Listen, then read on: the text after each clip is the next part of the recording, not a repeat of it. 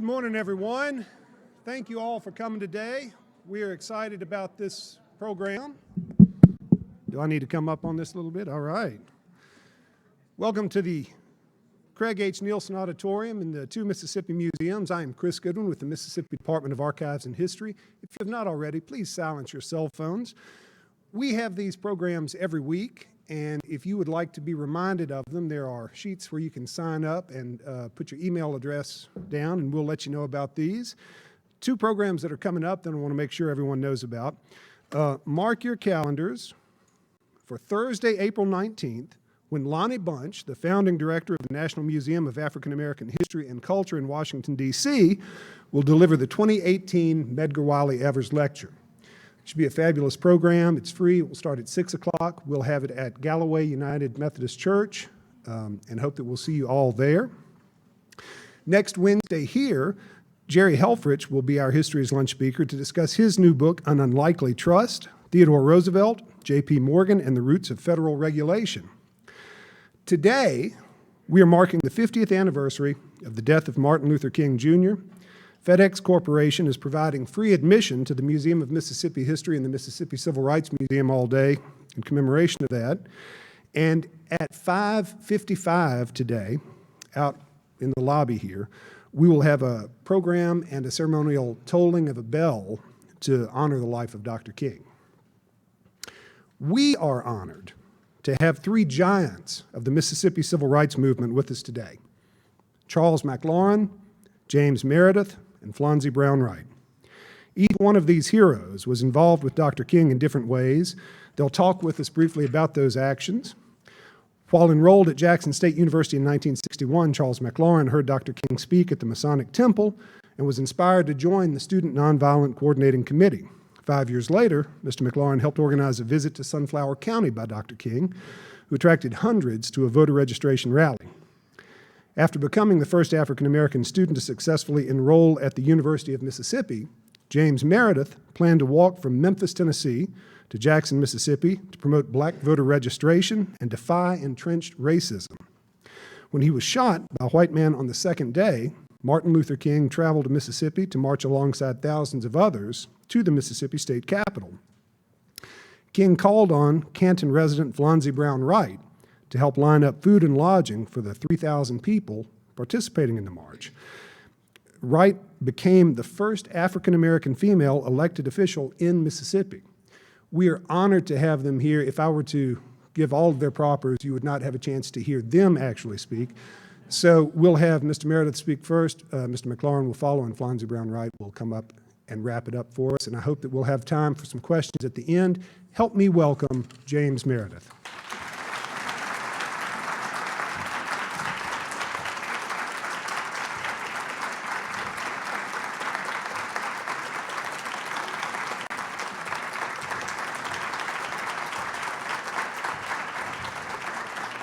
Thank you. Thank you very much. Thank you very much.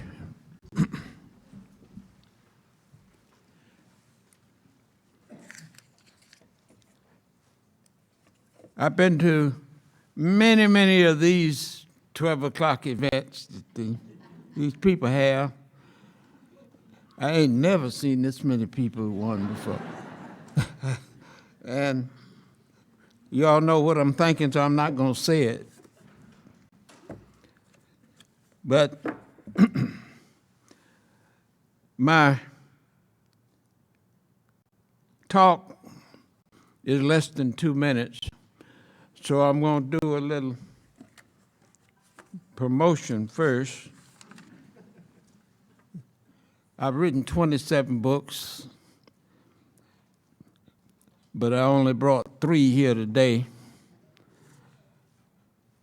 The 10 Commandments, which I consider the most important book I've ever written, and it's $20.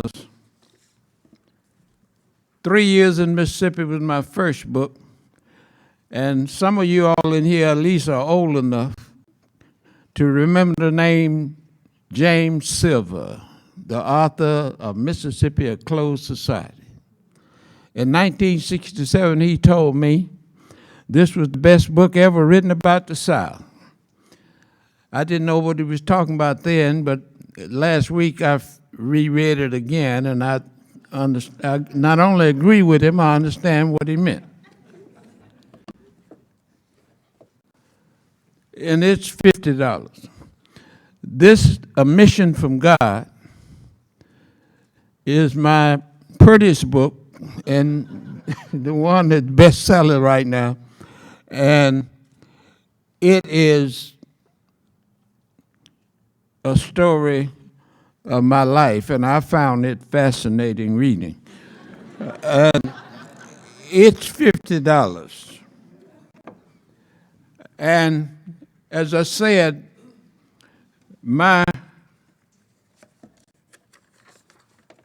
speech today is less than 2 minutes, but I consider it potentially the most important ever in my life. And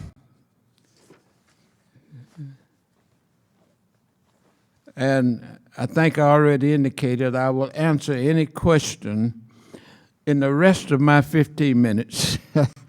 The introducer made sure I knew that if I talk, it better be less than 15 minutes or he's going to come down and take me off. So I hope I have enough time left to answer all the questions you want to ask when I finish reading. Mississippi Christians.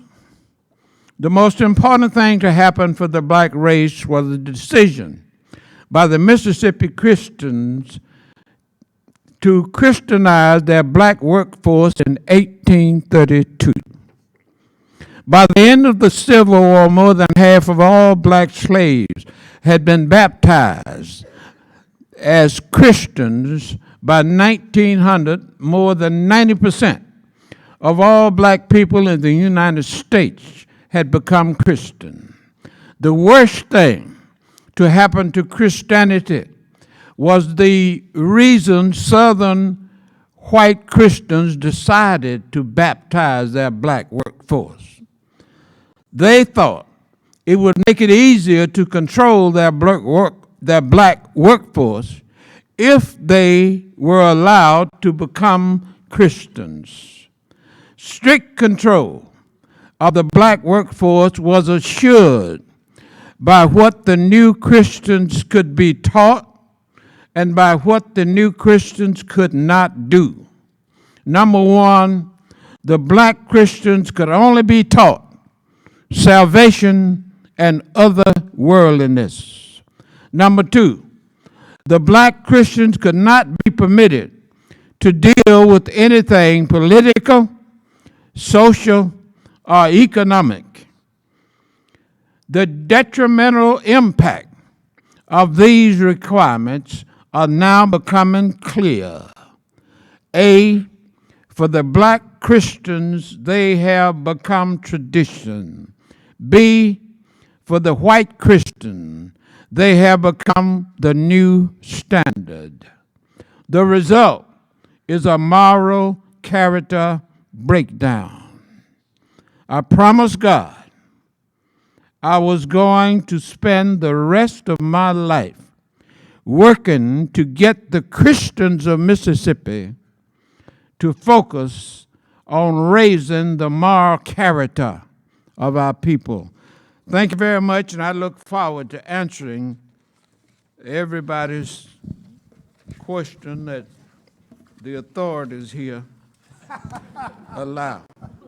Got a microphone if anybody does have a question.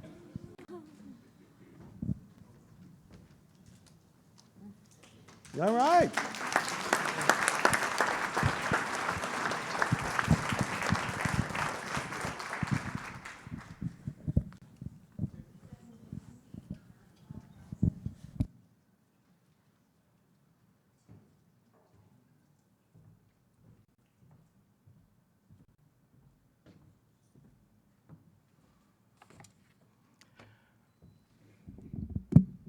Good morning, afternoon. Mr. Meredith, first of all, I want to being a snicker, one of the early organizers with the Student Nonviolent Coordinating Committee, who back in the day, protocol was something, for the people who were more educated and more sophisticated about being on programs. Us snickers were people who mostly just started to do things, just picked up and started to do things. I want to say a few things about Dr. King, but I first want to say that I grew up here in Jackson, Mississippi, and as mentioned earlier, I got involved with Medgar Evers, got involved with SNCC here, and later got involved, went to the Delta, and became a very close friend of Fannie Lou Hamer. Dr. King came to Jackson in 1961. I first met him here at the Masonic Temple. He came here and spoke at a program Medgar was sponsoring, and he had the young SNCC people with him, Diane Nash and some others. And after Dr. King's speech was over, Diane introduced those of us, the young people from Jackson who had gone on the freedom rides, and others who had gotten arrested as we were trying to put together the Jackson movement. And that was the first time I met Dr. King. I had read about him, watched him on TV during the Montgomery bus boycott. And of course, it was very, very exciting to me to actually see this man in person and to hear him talk. I was so amazed and elated over the fact that the guy could stand up and just let words fluently flow from his mouth, and he's talking about things of significance that I had read about, in history books, and Frederick Douglass was my favorite hero, and had heard a little bit about W.E.B. Du Bois, and so now I'm actually standing here shaking hands with the guy who is actually here. Douglass is gone, Du Bois is gone, but now here this man is. He's saying things that are significant and very important for us as a race of people, as well as for the nation. So I get a chance to meet Dr. King a second time down in Dorchester, Georgia. Southern Christian Leadership Conference, SCLC, Dr. King's organization, was sponsoring a training session down there. And being a young SNCC person who had only been involved in the movement for a few months, SNCC sent me down there to Dorchester, Georgia, to be trained and to learn about how to organize. And I got a chance down there during a break one day to play touch football with Dr. King, Andy Young, Hosea Williams, Abernathy, Bernard Lee, John Lewis, and others who were down there. So that, and I didn't really think much about that until a few days ago when Chris asked me to come be on this program, and I said, what do I know about Dr. King? And then it started to come to me about here with meeting him with Medgar, and then down there in Dorchester, Georgia. And then not only that, I get another chance to be with him in Clarksdale, Mississippi in 1968.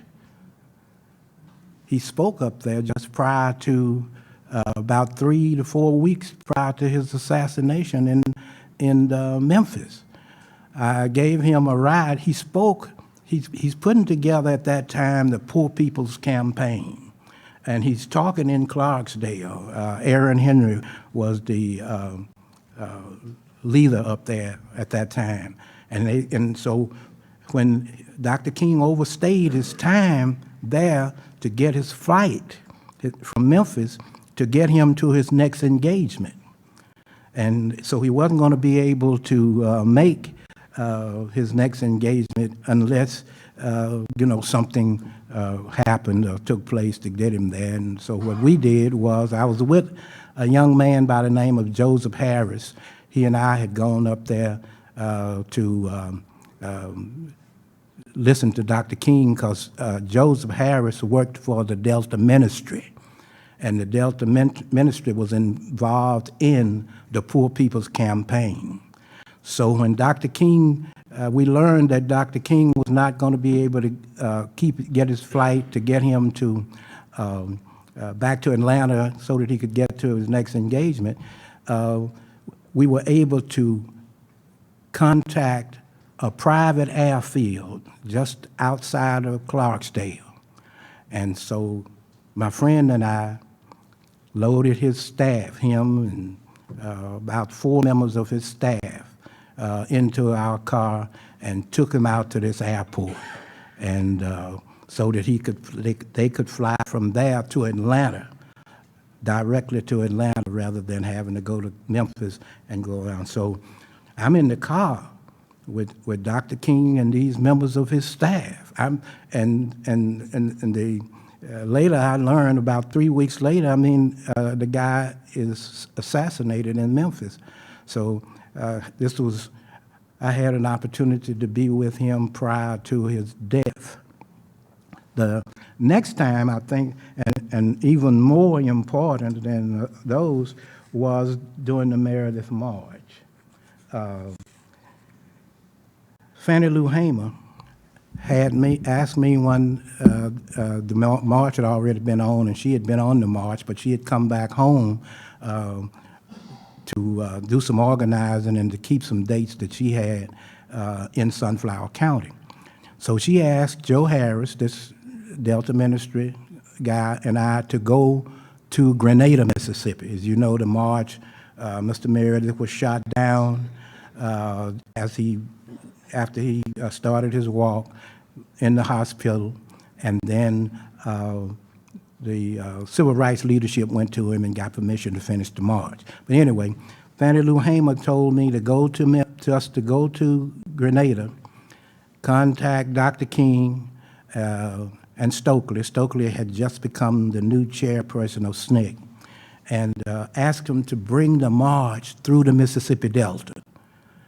The Meredith March against fear of registering and voting and all other fears that black folks had about registering to vote. And so we went there and met with Dr. King and the members of his staff and Stokely, and it was agreed to detour the march from straight into Jackson down Highway 51 to take Highway 7 out of Grenada and come through Greenwood.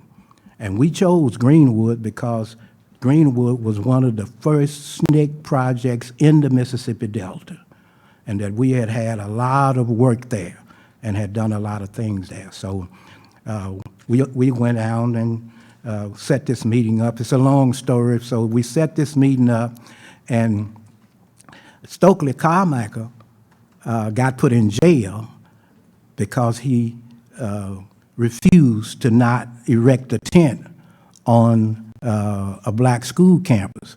See, Stokely and several of us were sent ahead to locate a place for the marchers to spend the night. And we had chosen Greenwood, and we also wanted an alternative site, so I went down to Mississippi Valley State University along with one of the other guys, and so that if we couldn't stay in Greenwood, hopefully we could stay on the campus of Mississippi Valley State University. But we were denied permission to stay on the campus in at Itabena at Mississippi Valley by the president. But now, so we go back to Greenwood and find that Stokely's in jail. He had gone to the black leadership in Greenwood, and they had given him permission to erect a tent on Stone Street Elementary School campus.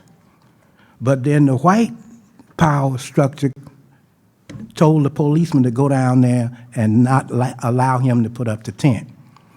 And of course, those of you who know Stokely, they told him he couldn't put up the tent. He went on and put the tent up anyway. And he was arrested, and he's in jail now. Now, the marchers are on their way to Greenwood. They don't know that we don't have no place for them to spend the night at all. They're on their way to Greenwood. We sent a guy back once we decided a route. We decided to take a park. And those of you, is anybody here from Greenwood? And you know about Broad Street Park. We decided to take Broad Street Park because it was right in the middle of the black community and that it was open on all sides. So what we did was sent a guy back to Greenwood, back to the marchers to let them know to come on into Greenwood and to follow a route that we had established. And what we did, once he left, we went around that area where we wanted them to come, telling people that Stokely is going to be speaking at Broad Street Park tonight. Bring people, tell everybody, get people out to that park. And our aim was to not notify the officials, but to notify the leaders of the march. And then we would come in and circle that park and take it. And we felt that by everybody being on that park, the Greenwood officials would have to either kill all of us or find some way to get thousands of people out of the black community. So then we went to get Stokely out of jail. And when we got back to the park with him, I mean, the park's running over. It's people everywhere. And it was what we had hoped for. So all the way there, Stokely kept saying, we have no power. The black people have no power. I was told by the black leadership that I could use a park in our community. The white folks said I couldn't. We need some black power. So when he walked up on the stage that night, he talked about we needing black power. Now, the marchers left there the next morning, and on the 21st, I brought Dr. King, at the request of Fannie Lou Hamer, to Sunflower County, and he spoke at the courthouse in Sunflower County. That was my experience with Dr. King and organizing the movement.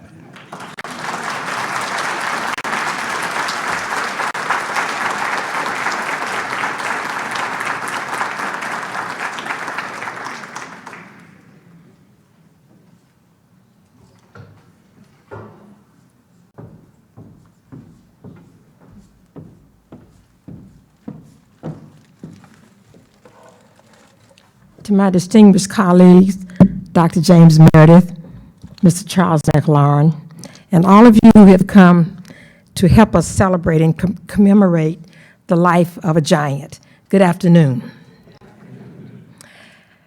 My advocacy began on June 12, 1963, when Medgar Evers was assassinated.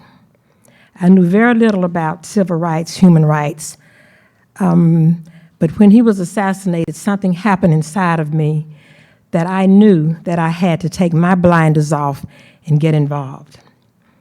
It was when I met Dr. King in 1966 that my purpose was clearly defined. I had a defining moment, and this is my experience. as you've been told, when Mr. Meredith was shot in Hernando, 18 miles outside of Memphis, the various civil rights organizations came together. And we knew that it was the right thing to do, that all organizations would get together and continue on the walk that Mr. Meredith had begun. And as Mr. McLaurin said, the marches came down through the Delta area with two purposes in mind.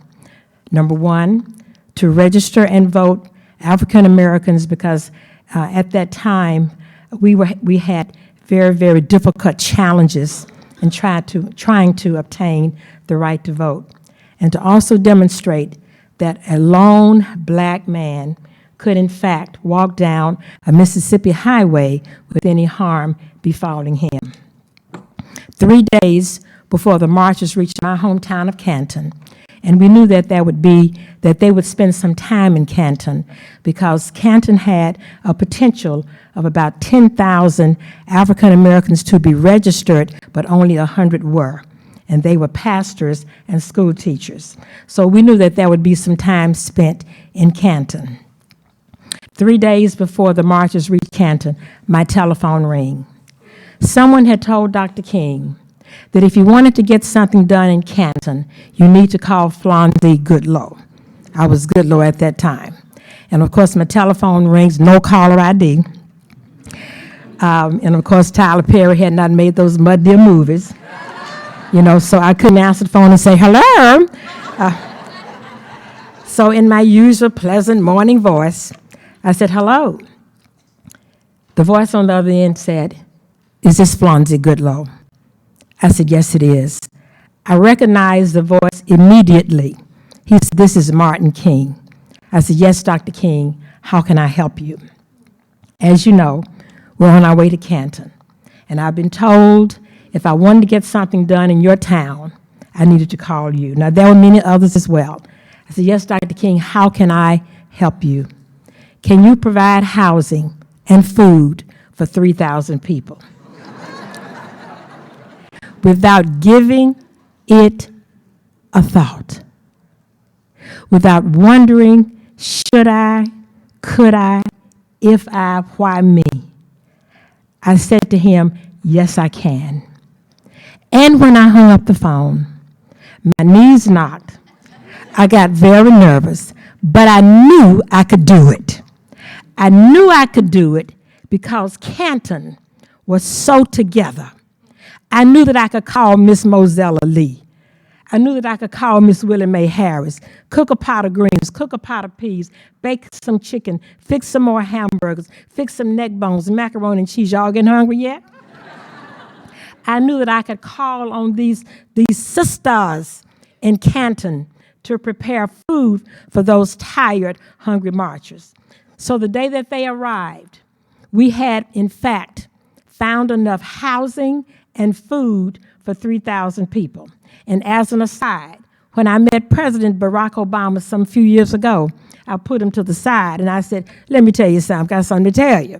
He said, okay. I said, see, you thought the lady in South Carolina told you, coined the phrase, yes, I can. He said, well, yes, I do. I said, well, you were a little boy then, but let me tell you the story. And when I told him what I told Dr. King back in 1966, he said, you got one up on me. Keep moving, girl. I said, gotta do it, gotta do it.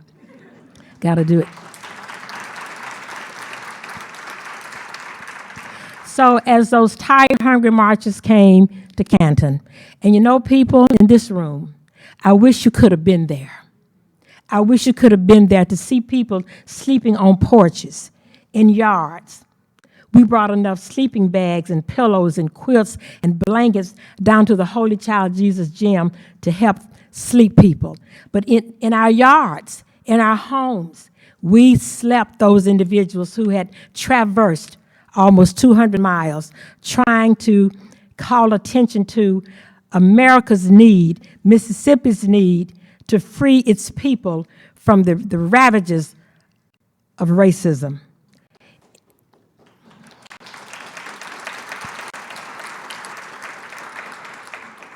As Dr. King and others arrived that afternoon, we sat in the home of Mr. and Mrs. George Washington Sr. on Lute Street. I sat at his feet where he shared with us, quote, "My days are numbered. I won't be with you very long. The freedom movement, the civil rights movement is not about Martin King. It's about you. If the movement dies with me, it was never about me." He asked 12 local people that day to make him a promise that as long as we lived, as long as we saw racism, as long as we saw segregation, separation, that we would call it out for what it is. We would confront it for what it is, but also try and find a remedy to be able to make the lives of people better. Not just black folk people, brown people, tan people, red and yellow, black and white. That was his mission. That day, I made a vow to Dr. King that I would be one of the 12 that would do as he asked us to do. We knew his life had been threatened, as had mine had been. We knew that crosses had been burned in his home. His wife and children were threatened. But that day, I made a promise. I'm one of 3 people alive today to tell the story. He said, tell the story. Make it plain. You don't have to embellish it because our story is important enough.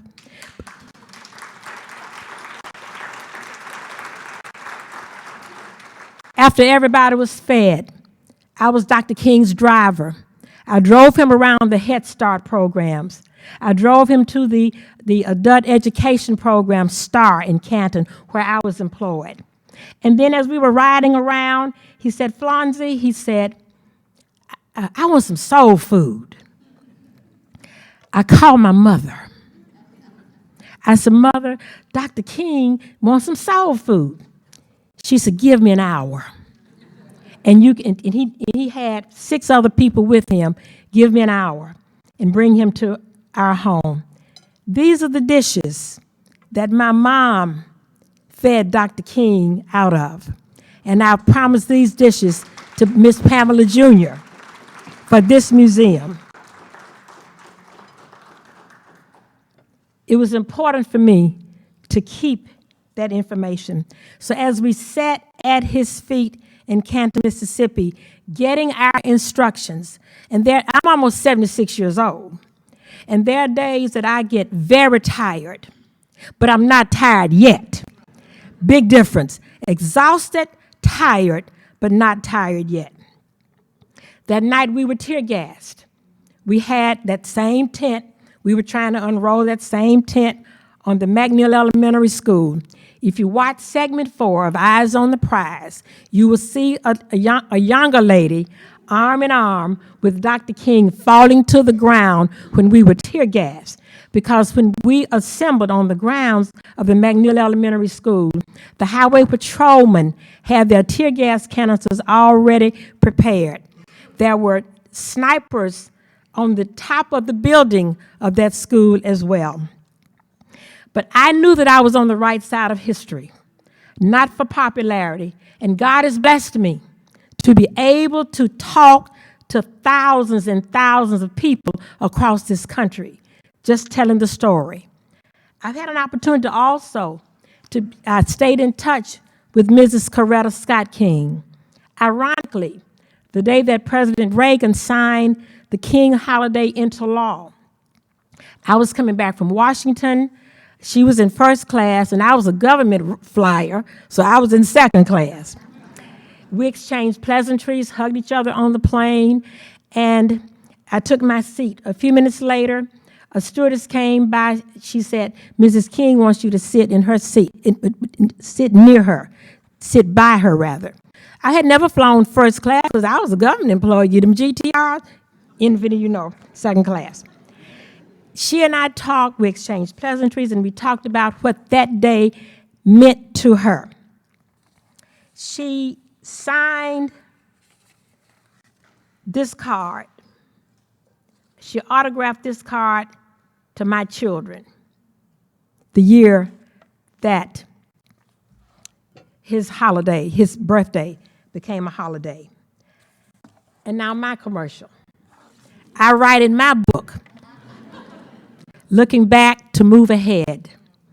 And I do have those on the book, on the table, certainly for you to be able to consider a purchase. I had the opportunity to introduce Dr. King on the same courthouse steps in Canton, Mississippi, where so many blacks had been ran out of, threatened, cussed out, one of which was me.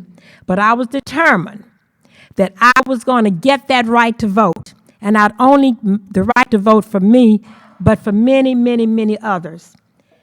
On November the 5th, well, I had gone to the courthouse to register several times, ran out, cussed out, all that other foolishness. And one day I made another vow, that I was going to get the job of the registrar because I wanted to try and make things better for people, everybody.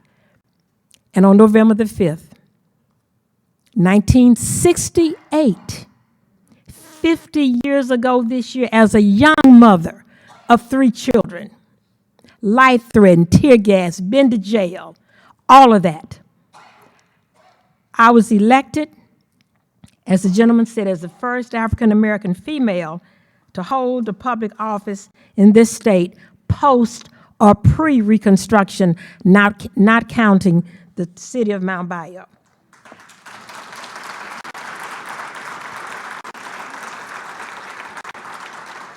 I write a chapter in my book, Martin as I Knew Him. For many years, I visited the Lorraine Motel on an annual basis. I would go there and stand in the spot to get re-energized when I would feel disheartened, discouraged, and all the things that I saw. I would go to Memphis and just stand in the spot where the sniper stood to take Dr. King's life.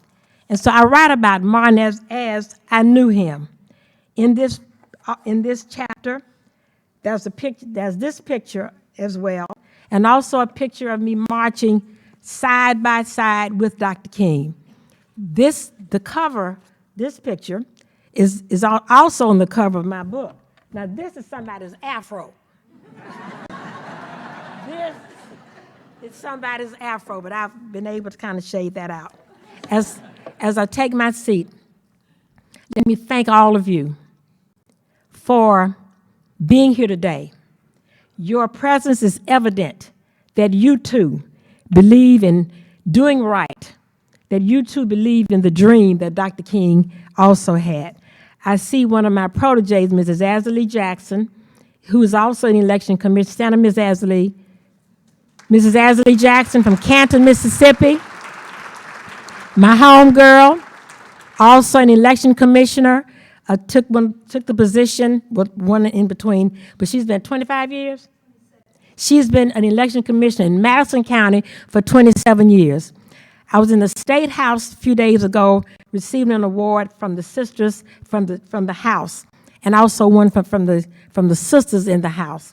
It made me feel good to look out there and see a sea of people, and I'd like to think that my election in 1968 was the springboard that encouraged women to believe that they could make a difference in the state of Mississippi.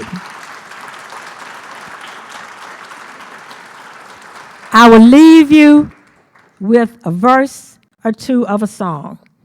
After we met with Dr. King, we all held hands, and he prayed.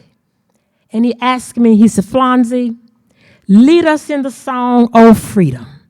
See, Oh Freedom was a song that our ancestors sang as they boarded those ships coming to America to not only keep America great, but to make America great. America is already great because the house that 45 lives in was a house that was built by my ancestors and your ancestors. So America is already great. You can drop the again because it's already great, because our ancestors, and it hadn't fallen down, because our ancestors were smart people.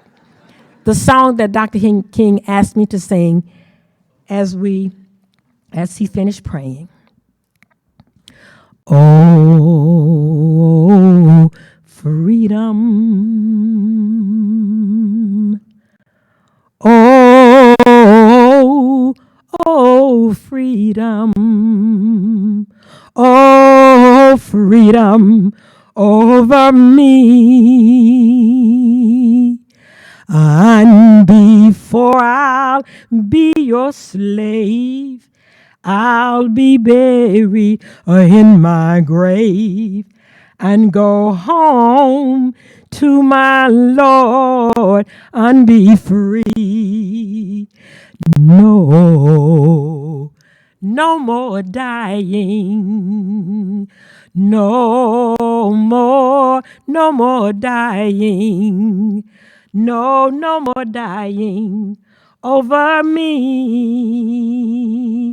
And before I'll be your slave, yeah, I'll be buried in my grave and go home to my Lord and be free.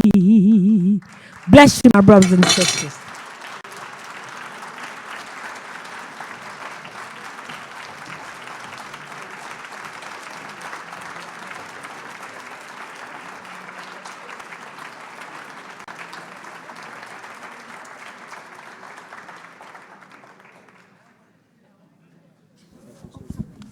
We actually have time for some questions. Mr. McLaurin, I don't know if it'd be easier to go up on the stage, but if anybody has questions, I'll bring you the microphone and you can ask it of them.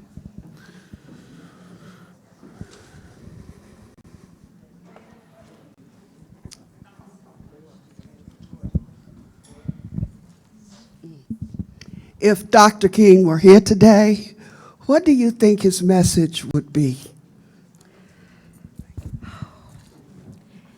I think his message would be to continue the struggle that began in Africa. His movement, the time that he was on this earth, was a segment in the puzzle. It was a piece of the puzzle. But he encouraged us, he enlightened us, and he shared with us what he knew.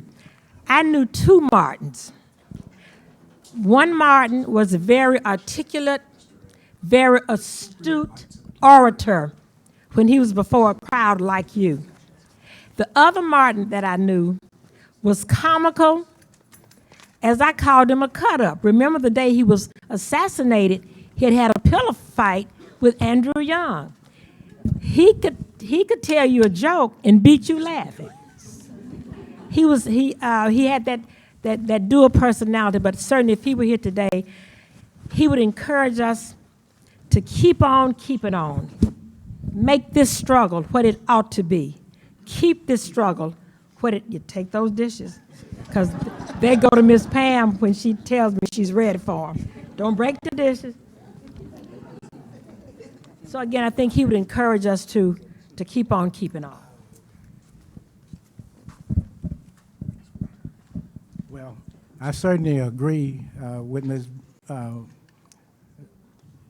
With Mrs. Flonzie. One of the things I noticed about Dr. King in the time that I was around him, he seemed to always be thinking very deeply. Sometimes I remember at the church in Grenada, just before the meeting to decide to come through the Delta, he was sitting alone in a chair, and he seemed to have been thinking very deeply. And I also, when we played church football, he could laugh, he was down to earth, he could be a part of, the what we call the street jargon about how, things were in Atlanta, in the ghetto. He was a real down-to-earth person who really was a great strategist in my book. You think about leading a whole big movement. And you have to have a little fun, too.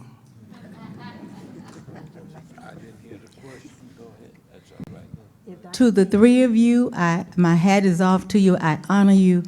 Mr. McLaurin, I just finished reading Stranger at the Gates. It's a wonderful book for anyone. If you get a chance, read it. But I'd like to ask you, Mr. McLaurin, again, I honor you. I know about the gathering at the Broad Street Park. I was living right across from it. I was born in Etta Bena, so, and I was really young, I think about 17, 18. My father was a sharecropper, but I went to the courthouse the very next time I got a chance. I was asked all kind of questions, but because of that group that came in, I was determined I was going to register. I registered as soon as you all. Thank you all three of you. Thank you so much. No. Yes, I would just like to ask your personal opinion, since you all knew him. Considering the crime and all of the destruction that we're having today all over the world, do you all think, it's just your own opinion, if he had lived, would we be in the situation that we're in, now, especially talking about our own, race of people, how it's just, it's just very destructive right now. It's like we don't believe in anything anymore. I'll give you my professional opinion, the one that I can say in public. We still have a lot of work to do. Our young people need to understand why we were in this struggle. We were not in a struggle to become famous. We were not in a struggle because we thought it was a nice idea, because we were chilling and hanging out. We were in a struggle to try and make things better for this country and for them. See, we'll soon be off the scene. Many have already gone. Somebody has to replace Mr. McLaurin. Somebody has to replace Mr. Meredith. And if they think enough of me to replace Flonzie Wright, somebody has to replace us. And if we don't share the history the way we could have and should have to a great extent, the young people won't know. I was a professor at Miami University for 7 years, and I could tell when the students came into my classroom, they didn't have a clue as to what the struggle had been about. They thought they were privileged because they could pay $30,000 to be in school. They were not privileged. I came from a man who made $18 a week, who took care of 5 people and saved money and bought a home. But we have to, if you haven't done it already, from this day forward, we need to leave here with the new determination that I am going to make a difference. A pyramid is built one brick at a time. We won't see another Martin King in our generation, but we will see you. The question becomes, what will each of you do when you leave here to be sure that you are living out your purpose? And a little tag on my commercial, from the sale of a $10 book, $15 book, do you know I have given back $45,000 in scholarships to young people so that they could buy a book, they could buy some gas to go to school. $45,000 to me, well, I'd have on a better looking dress. And I wouldn't have these old shoes on. But I made a commitment that I'm going to give this money away so that people, so it's not that it's so great, but we can all do something. Martin King said, if you can't fly, run. If you can't run, walk. If you can't walk, crawl. But whatever you do, keep moving ahead.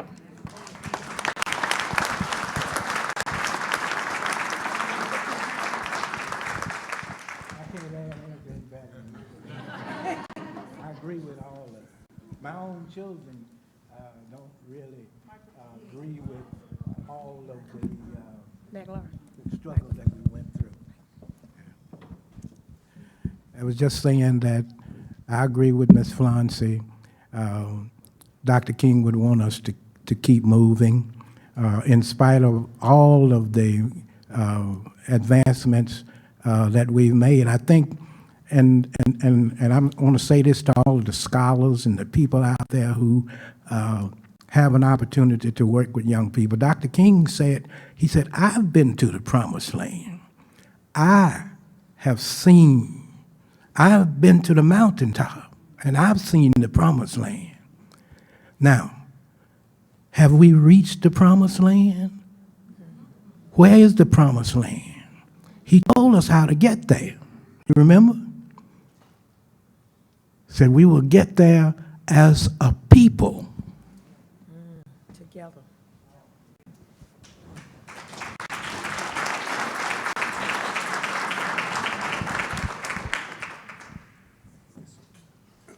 I think I might be able to speak without that. Well, it catches it on the TV. Okay, No, I believe that was Hollis. Have you got that? Where the Snickers are all together? The sneak people with? Yes, sir. I think we pulled the screen up. Yeah, well, I was one of them in there. I was not that particular one, but I believe it was either Hollis in the white T-shirt or Charlie Carr. Dr. Martin Luther King was a great civil rights leader, as well as a great religious leader. And you've had several other great religious leaders, including Andrew Young, and Jesse Jackson, and several other great religious leaders who've engaged in social issues, labor, and women's rights, and voting rights, and those different kinds of social issues. He got the church involved in a lot of social issues. In fact, he was, when he was in Memphis, he was involved in labor problems. It caused him to be in Memphis. Would you say that the present-day church leadership is engaging in the same kinds of social issues as Martin felt the church should be engaged in?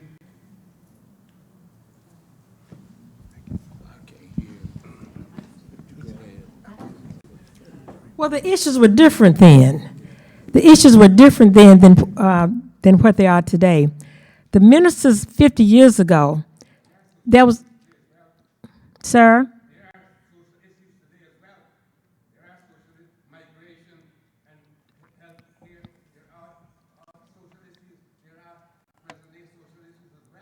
Yes, sir. And you're right. And many of those issues grew out of our not being able to register and vote. There were some churches we could not even go in and have meetings because they had mortgages uptown that could be called in at any point. So I think any time there are issues to be addressed by a people, we need to address them together. Whether it's immigration, whether it's education, whether it's crime, no matter what those issues are, I think that we as a people, clergy included, should take the lead in addressing those issues. And that was a great question. Thank you, sir.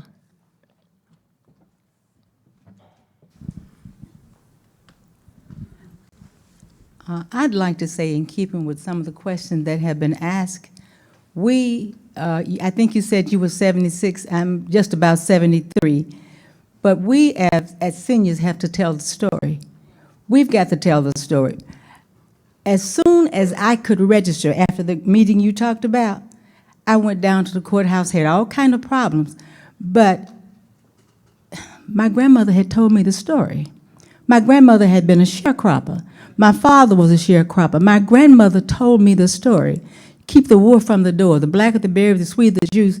You are not inferior because of color. My grandmother had told the story from the time I could remember. Our young people are shooting and killing each other because when little Susie wants to put on a pink dress, we let her put that dress on. I put on what my grandmother or my mom or my father told me to put on. So Black churches do have to take a lead. But first of all, Mama and Daddy has got to take the lead. Mama and Daddy has got to take the lead. You said you called your mom, and she said, give me an hour. Same thing with me. My name was all over town within 2 or 3 hours when I went down to the courthouse. My father said, baby, you're going to probably make me get thrown off of this place. But I stand here, almost 73, retired from AT&T because I went down there and I integrated. First black assignment clerk in Greenwood. I integrated DH, and I don't mean to sound vain, but I'm this because my grandmother told me this story, and my parents. I integrated D.H. Baldwin. Went in there, knees knocking, scared, because they had put acid in the girl before me. So I took me a little bottle in, but nothing in but water. But I took me a little bottle in. I said, now if the same thing happens to Eileen that happened to me, somebody's going to wear some acid home. But if they had, looked in it, and they probably would have fired me, but it was just water. So we as parents have got to tell the story. Teach little Johnny when he's 2 and 3 years old who he is. Because, see, we slept on the front porch because nobody was going to break in our houses. These children are doing these things because we're not telling the story. We think that, and I'm not against Michael Jordan shoes now, but we think putting on a pair of $200 shoes makes me. But no, it doesn't. No, it doesn't. My heart, a clean heart makes me. And before I sit, I'd like to ask you, Mr. McLaurin, how did you get over your fear? Because I was so scared. How did you get over your fear? Well, Mike, I remember. You can tell I'm not used to using these. I think what happened, the first time I took a person to register to vote myself. See, I grew up here in Jackson, and in 1961, I was 20, and so I went to the Delta with SNCC. Then I came back to Jackson and registered. I didn't have a problem. I got registered, but up in the Delta, we were having very serious problems. So I took these two elderly ladies to the courthouse one day, and I had never been to the Sunflower County Courthouse at that particular time. Didn't even know where it was, didn't know how to get there. But one of the leaders of the Ruleville community took us to the courthouse. And when we turned off the highway, going to the courthouse, you'd have to, there's a road that runs beside a bow, a long bow from 49 Highway to down to the courthouse, let's say about a half mile.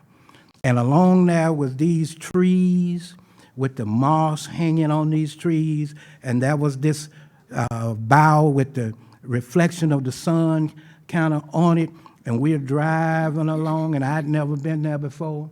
And as we're driving, I'm thinking that some Bonnie Fife type is going to come out of the woodwork or come out from around one corner and put us in jail. So we make it to the courthouse. And soon as we pull up in front of the courthouse, there's this building, big building. It's the jailhouse on that side. And then there's this courthouse, with these columns, the long and antebellum type thing, and trees. And I thought about George Lee, who had been murdered, 1955. And I had this vision of a bunch of little white men sitting around the courthouse waiting to lynch us or to run us away from the courthouse. And my knees were knocking. And these three ladies, the youngest one was 65. They got right out of the car, went walking right up to the courthouse. I'm still in the car trying to figure out whether I'm going to get out of the car or not. And so when I finally did think about it, I said, now, I'm supposed to be the person organizing people, and I'm going to make numerous trips like this if I stay in the Delta, so I got to get over this. And then I thought about something my grandmother told me. She used to always tell me that about a biblical verse or something that said, "To him that overcometh, God giveth a crown." So I said, well, if I'm gonna get the crown, I might as well get out of this bus and go up there. So yeah, I've been shaky a lot, I'm telling you. You gotta, but you gotta challenge that fear. You have to challenge it. You have to say that this is a mission, because I had a mission. You have to challenge that fear to go against that fear. And I overcame it. The next time I went to the courthouse, I carried the people in. We've run a little past the top of the hour, but let's have one last question here. Well, not really a question, but a comment to 3 local people who made phenomenal, they did phenomenal things for the state of Mississippi. But I also just want to commend Dr. James Meredith for the work that he did, because if it wasn't for him, blacks would not be able to attend the University of Mississippi for what he did. A fearless person who went in like it was a strategy going into the war and going to the University of Mississippi. And he's still here standing today. So we need to pay homage to this phenomenal man, James Meredith. Thank you all for coming today. Don't forget that there will be a ceremony here a little before 6 o'clock. I hope that you can make it back for that. We have heard some of these great stories, but there are more of the stories in the books that they have over here. I encourage you all to come visit with everyone. Thank you for coming today. Great stuff. I've never heard neither one of them. Oh, that 1,000, yet untold.